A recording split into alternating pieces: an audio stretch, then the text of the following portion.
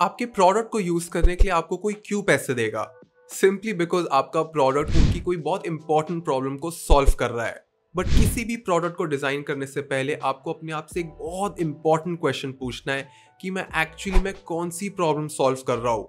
क्या ये problem actually में एग्जिस्ट करती भी है एंड क्या इस प्रॉब्लम को सॉल्व करने के लिए मेरे कस्टमर्स मुझको पैसे देंगे? बिकॉज लोगों के पास बहुत सारी प्रॉब्लम्स है, बट इसका मतलब ये नहीं कि वो हर प्रॉब्लम के सोल्यूशन के पैसे देंगे। Because they sort of comfortable, उनको लगता है कि चलो ठीक है, अगर जिंदगी में कुछ कष्ट है भी तो हम इस कष्ट के साथ जी लेंगे।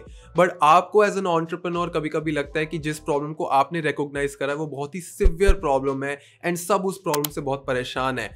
प्लीज मेक श्योर कि उस ट्रैप में आप ना फंसो। You have to do thorough research and actually में कंफर्म करना पड़ता है कि क्या ये प्रॉब्लम बहुत लोगों को है और क्या ये प्रॉब्लम इतनी इंपॉर्टेंट है कि लोग रेगुलरली मुझे इसके लिए पे करेंगे, एक बारी नहीं बार बार पे करेंगे।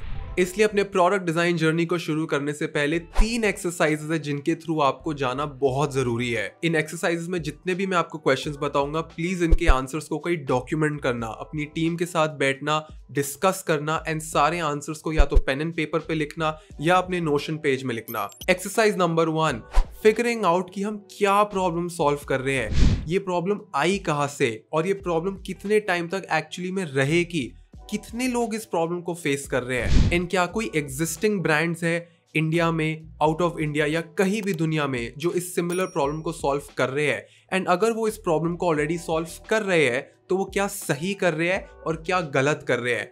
जो भी चीजें वो गलत कर रहे हैं क्या हम उनको फिक्स कर सकते हैं? ऐसा क्या उनको रोक रहा है जो हमें नहीं रोकेगा? ऐसा क्या है जो हमने नोटिस कर लिया है जो इन लोगों ने नोटिस नहीं किया है? एंड फिगर आउट की मेन ब्लॉकर्स क्या है। इज इट बिकॉज की एक सर्टन कैपिटल की रिक्वायरमेंट है जो इन कंपनीज पे नहीं है बट हमारे पास है, या एक सर्टन सेट ऑफ एक्सपीरियंसेस जो इन कंपनीज के पास नहीं है बट हमारे पास है? Because you have to figure out कि अगर आप एक मार्केट में घुस रहे हो तो आप ऐसा क्या ऑफर कर रहे हो जो बाकी कोई नहीं कर रहा है एंड क्या आपका ऑफर इतना टेम्पटिंग है कि कस्टमर्स उसको रेगुलरली लेंगे। बिकॉज रेगुलर कस्टमर्स का आना बहुत जरूरी है, रेगुलरली कैश फ्लोज आना बहुत जरूरी है। बट अगर आपकी प्रॉब्लम स्टेटमेंट स्ट्रांग नहीं हुई तो कैश फ्लोज को मेंटेन करना बहुत डिफिकल्ट हो जाता है and without cash flow maintenance difficult हो जाती है एंड आगे की कहानी तो आप गेस कर ही सकते हैं। एक्सरसाइज नंबर 2, फिगरिंग आउट कि हम किसको सेल कर रहे हैं, कौन ये प्रोडक्ट खरीदेगा। इस पूरी एक्सरसाइज को यूजर पर्सोना के नाम से बोला जाता है, जहां पे आप एक्चुअली में fictional personas, fictional customer profile बनाते हो, फिगर आउट करते हो कि वो कहाँ रहते हैं, कितना कमाते हैं, कौन सी भाषा बोलते हैं, उनकी रूटीन कैसी है एंड इस रूटीन में हमारा प्रोडक्ट कहाँ आएगा, वो हमारे प्रोडक्ट को कैसे पहचानेंगे, हमारे प्रोडक्ट को कैसे यूज करेंगे। आपको बिल्कुल एक फिक्शनल स्टोरी बनानी होती है, बट ऑफ कोर्स ये स्टोरी रियलिटी से इंस्पायर्ड होनी चाहिए। झूठ मूठ के यूजर पर्सोनास बना के आप सिर्फ अपने आप को झूठ बोलोगे। So you have to make sure कि आप रेगुलरली अपने फ्यूचर कस्टमर्स पे जाके उनसे उनके बारे में पूछो, उनकी लाइफ के बारे में समझो, फिगर आउट करो कि ये जितने भी मेरे सो कॉल्ड फ्यूचर कस्टमर्स है क्या ये मेरे प्रोडक्ट को खरीदेंगे। काफी एंटरप्रेन्योर्स संकन कॉस्ट फैलेसी में डूब जाते हैं। इसका मतलब ये होता है कि वो एक सर्टेन प्रॉब्लम स्टेटमेंट पे 6 महीने, 8 महीने या 1 साल से काम कर रहे होते हैं। 1 साल के बाद जब वो रिसर्च करने जाते हैं तो उनको रियलाइज होता है कि ये प्रॉब्लम स्टेटमेंट तो इतनी कॉमन है ही नहीं, ये तो बहुत छोटी प्रॉब्लम स्टेटमेंट है एंड मासेस इस प्रॉब्लम स्टेटमेंट के लिए पे करेंगे नहीं। बट वो स्टिल उस प्रॉब्लम स्टेटमेंट को परस्यू करते रहते हैं। क्यों? क्योंकि हमने ऑलरेडी 1 साल इसमें लगा दिया है। जस्ट बिकॉज आपने 1 साल लगा दिया है इसका मतलब ये नहीं कि आप आगे के 3 साल और लगा दो।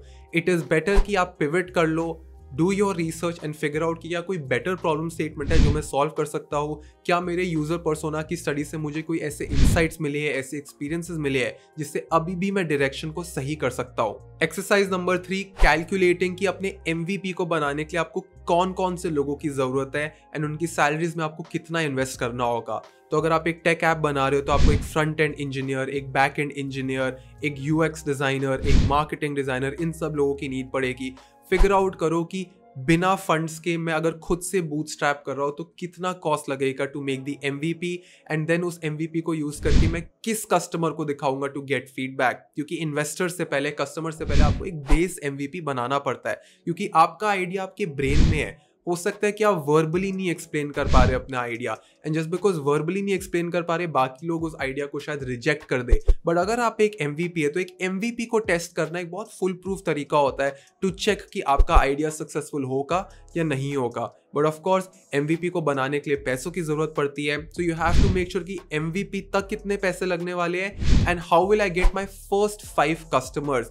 मैं प्रॉफिटेबल की बात नहीं कर रहा हूं, मैं सिर्फ ये बात कर रहा हूं कि आपको बिगिनिंग में चाहे थोड़े से ही पैसे दे, बट आपको पैसे कौन देगा? जितना जल्दी आप little amount of cash flows generate करोगे आपके प्रॉफिटेबिलिटी के लिए, वो उतना बेटर है। एंड ये जो पहले 5 कस्टमर्स होते हैं ना, इनका सही होना बहुत जरूरी है, क्योंकि अगर आप गलत कस्टमर्स से बात कर लो, गलत कस्टमर से फीडबैक ले लो, तो आपका प्रोडक्ट ही बिगड़ जाता है।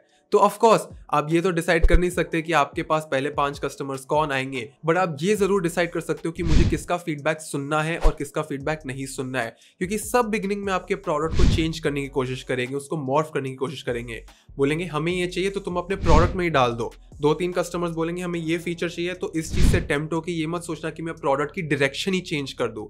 Please be very mindful about what you add from the feedback that you get from your first 5 customers. एक एडवाइस दूंगा B2B आइडियाज के लिए कि B2B एप्स में functionality is way more important than aesthetics. B2C ideas में aesthetics play a huge role. तो अगर आप एक B2B प्लेटफॉर्म बना रहे हो, वहां पे अगर आपका UI बहुत फाइन नहीं दिख रहा, अगर इंटरेक्शन डिजाइन नहीं भी है, if it is doing it's job, you have a very good shot. But यही जब B2C की बात आती है तो वहाँ पे एस्थेटिक्स एंड फंक्शनैलिटी दोनों को आपको बैलेंस करके रखना पड़ता है। You can't sacrifice on both of them because the competition is really high.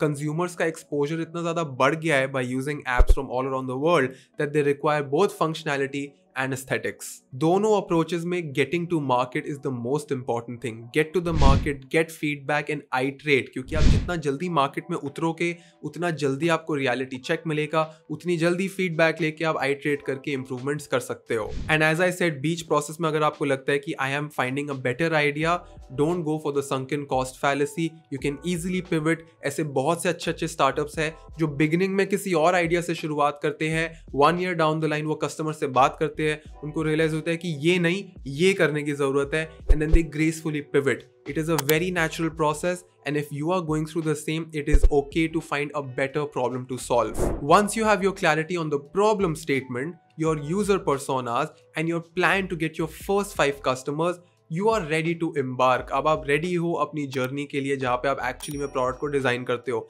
But बिना प्रॉब्लम स्टेटमेंट के, बिना यूजर पर्सोना के, एंड बिना अपने पहले 5 कस्टमर्स के प्लान के आपको डिजाइनिंग शुरू नहीं करनी चाहिए। पहले इन 3 चीजों को सॉर्ट करो, फिर डिसाइड करो कि मुझे प्रोडक्ट बनाना है या नहीं बनाना है। So I will see you in the next video.